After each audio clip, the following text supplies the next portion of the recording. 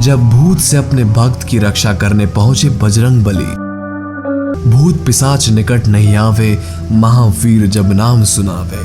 अर्थात कोई नकारात्मक शक्ति आपके पास भिनक भी नहीं सकती एकमात्र हनुमान जी का नाम लेने से। इसका जीवंत उदाहरण देखने को मिला हमें आंध्र प्रदेश के एक गांव में, जिसका नाम था गंतूर, जहां सौरभ नाम का एक व्यक्ति रहता था जो कि एक मिठाइयों की दुकान चलाता था। सौरभ बचपन से ही हनुमान जी का अनन्य भक्त था। इसी कारणवश सौरभ ने अपनी दुकान का नाम हनुमान जी के नाम पर ही रखा। वह दिन रात हनुमान जी की भक्ति में लगा रहता था। हर मंगलवार व्रत किया करता था। किसी प्रकार का संकट आखिर क्यों ना आ जाए, वह सहायता के लिए हनुमान जी को ही याद करता और उन्हें ही अपना संकट बताया करता था।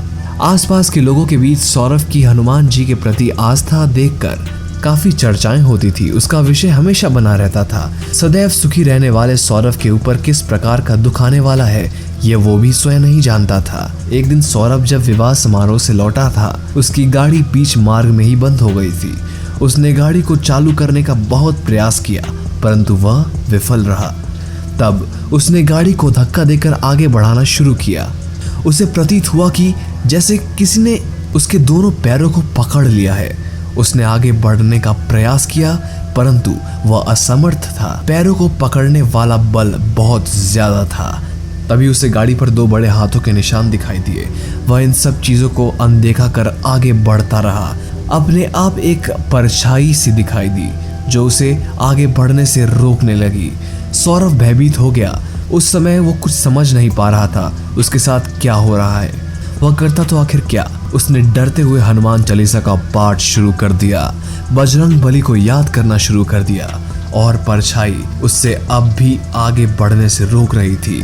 अचानक से सौरभ को महसूस हुआ कि कोई अदृश्य शक्ति उसका गला दबा रही है। सौरभ की सांस घुटने लगी और उसने चिल्लाकर बजरंग बली के मदद की गुहार लगाई। तभी वहां सौरभ ने उस परछाई को सड़क पर गिरते हुए देखा। सौरभ पूर्ण रूप से आजाद महसूस कर रहा था। सौरभ ने फिर से हनुमान चालीसा का पाठ शुरू कर दिया। अब सौरभ को दो परछाइयां दिखाई देने लगी थी। एक वह जो उसे परेशान कर रही थी और दूसरी वो जो परछाई उस बुरी परछाई को रोक रही थी। और उस परछाई के हाथ में एक गदा भी था और वो समझ गया कि यह कोई नहीं बल्कि स्वयं बजरंग बली आए हैं। इस ओर सौरभ का हनुमान चालीसा का पाठ निरंतर चालू था और दूसरी ओर सौरभ को आगे बढ़ने से रोकने वाली परछाई वहां से कुछ ही पल में लुप्त हो गई थी। सौरभ ने हनुमान जी की रूप जैसे देखने वाली उस परछाई को झुककर नमन किया और धन्यवाद किया।